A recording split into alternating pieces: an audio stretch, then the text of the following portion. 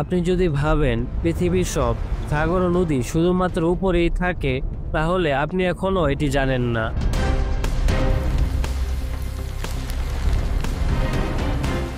এই পৃথিবীর গোপন রহস্যগুলোর একটি ঠিক আপনার পায়ের নিচে লুকিয়ে রয়েছে। বিজ্ঞান বলছে পৃথিবীর ঠিক 660 কিলোমিটার নিচে লুকিয়ে রয়েছে একটি সাগর, আর সেই সাগরের পানির পরিমাণ এতটাই বেশি, যদি কোনোভাবে উপরে চলে আসে তাহলে পৃথিবীর সব মহাসাগর মিলে যা পানি ধরে তার থেকেও বেশি হয়ে যাবে।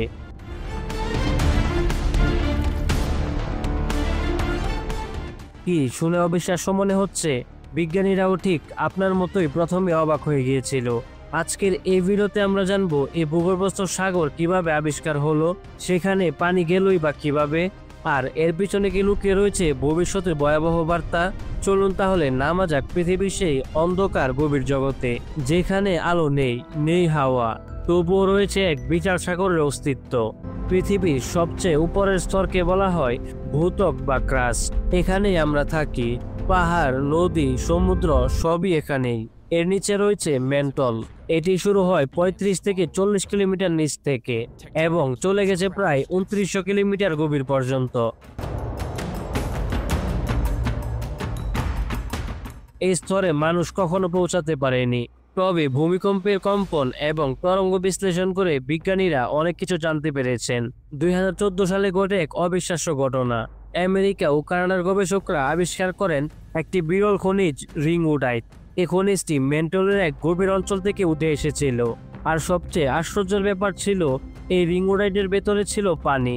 কোনো ঝর্ণা বা লেকের পানি নয়, বরং এক একটা খনিজ কণার ভেতরে মলিকিউলার স্তরে থাকা পানি। এখন প্রশ্ন হলো, এত নিচে কিভাবে পানি পৌঁছালো? এই প্রশ্নের উত্তর খুঁজতে বিজ্ঞানীরা ফিরে গিয়েছিল লক্ষ লক্ষ বছর পেছনে, পৃথিবীর শুরুর কালে। তারা দেখলেন টেকটনিক প্লেট যখন একে অপরের নিচে সরে যায়, যাকে বলা হয় সাবডাকশন, তখন এই প্লেটের সাথে থাকা পানি, খনিজ, এমনকি জীবাশ্ম নিচে চলে যায়। পানি আর বাষ্প হতে পারে না, বেরো হতে পারে না, তাই তারা বন্দী হয়ে যায় খনিজ কণার ভেতরে।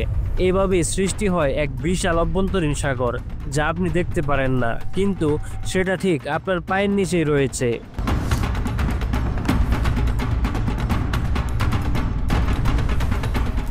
আরো মজার ব্যাপার হলো, এটি কোনো নীল পানি দিয়ে ভরা লেক নয়, বরং প্রতিটি খনিজের ভেতরে থাকা ছোট ছোট কণা।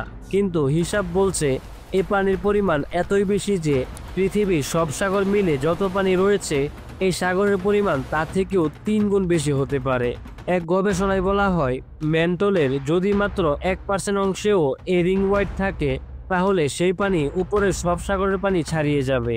এটি শুধু একটি বৈজ্ঞানিক চমক নয়, বরং পৃথিবী সম্পর্কে আমাদের মৌলিক ধারণা বদলে দিচ্ছে। আগে আমরা ভাবতাম পানি শুধু পৃথিবীর উপরে রয়েছে, কিন্তু এখন প্রমাণ হচ্ছে পৃথিবীর ভিতরেও লুকিয়ে থাকতে পারে বিশাল জলাধার। এই রহস্যময় সাগর নিয়ে শুধু বিজ্ঞান নয়, বরং বিভিন্ন ধর্মগ্রন্থেও রয়েছে এর প্রমাণ। পবিত্র আল কোরআনে বলা হয়, আল্লাহ তাআলা আকাশ ও মাটির মাঝে পানি রেখেছেন। অনেকেই বলেন নূহ আলাইহিস সালামের প্লাবনের সময় যে পানি উঠেছিল তা হয়তো এ ধরনের ভূগর্ভস্থ জলাধার থেকেই উঠে এসেছিল। আবার কিছু ধর্মীয় ব্যাখ্যায় বলা হয়, পৃথিবীর শেষ সময়ের আগে এ পানি উপরে উঠে আসবে, আর তা সৃষ্টি করবে পৃথিবীর এক ভয়ঙ্কর ধ্বংসযজ্ঞ, যা হতে পারে কিয়ামতের পূর্বাভাস।